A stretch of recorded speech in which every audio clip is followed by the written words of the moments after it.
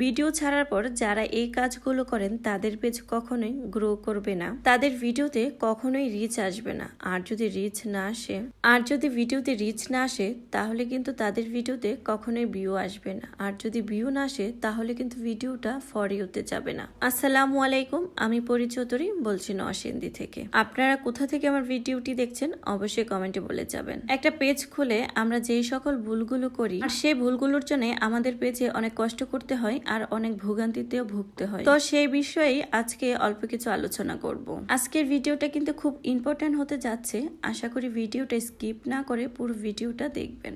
আমরা যখন প্রথম পেজে ভিডিও আপলোড করি তখন কিন্তু আমরা বারবার গিয়ে চেক করি ভিডিওটিতে কয়টি লাইক পড়লো, কয়টা শেয়ার পড়লো, কতগুলো কমেন্ট হলো কিংবা কতগুলো ভিউ হলো। আর এরকম করতে করতে মাঝে মধ্যে আমরা নিজেরাই নিজেদের ভিডিও প্লে করে ফেলি। আমাদের নিজেদের ভিডিওগুলো নিজেরা বারবার দেখার কারণে প্রত্যেকটা ভিডিও থেকে রিচ কমে যায়। আমরা যে বারবার আমাদের নিজেদের ভিডিওটা প্লে করছি সেই কারণেই কিন্তু আমাদের রিচ কমে যাচ্ছে। সেজন্য আমাদের আশানুরূপ ভিউটা আসে না, আমরা যেরকম আশা করি ভিউটা আসবে সেরকম আসে না। সেজন্যই কিন্তু ভিডিওতে ভিউ কম আসে। আর আপনি যখন নিজের ভিডিও নিজে বারবার দেখেন তখন ফেসবুক মনে করে আপনি নিজের ভিডিও নিজে দেখে ভিউ বাড়াচ্ছেন। সেজন্যই কিন্তু ফেসবুক রিচটা একদম ডাউন করে দেয়। আর আপনার যদি মনে হয় আপনার ভিডিওটা আপনি বারবার দেখবেন তাহলে কখনোই নিজের পেজ থেকে দেখবেন না। ইভেন পেজের যে মাদার আইডিটা কিংবা অ্যাডমিট আইডিটা আছে ওইখান থেকেও কিন্তু দেখা যাবে না। যদি দেখতে ইচ্ছে হয় তাহলে আপনি আলাদা আরেকটা আইডি খুলে নেবেন, ওই আইডিটা থেকে আপনি দেখে নেবেন, লাইক কমেন্টও করতে পারেন, শেয়ারও করতে পারেন। আর যারা নতুন ভিডিও আপলোড করছেন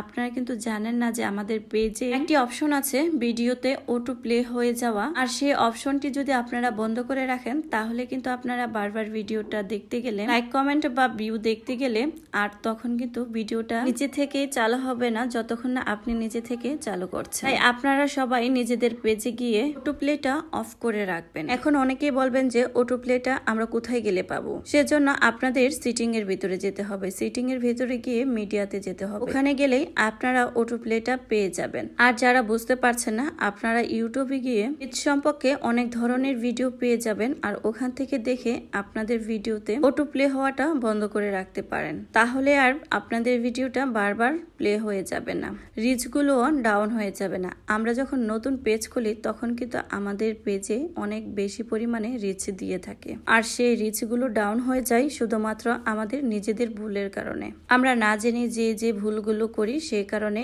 আমাদের পেজ থেকে রিচ গুলো একদমই ডাউন হয়ে যায়। আশা করি আমার আজকের ভিডিওটা দেখার পর আপনাদের আর এরকম ভুল হবে না। আর ফেসবুক সম্পর্কে আর যদি আপনাদের কিছু জানার থাকে তাহলে অবশ্যই কিন্তু নিচে কমেন্ট করবেন, আমি যতটুকু জানি সেটা ভিডিওর মাধ্যমে আপনাদের সাথে শেয়ার করব।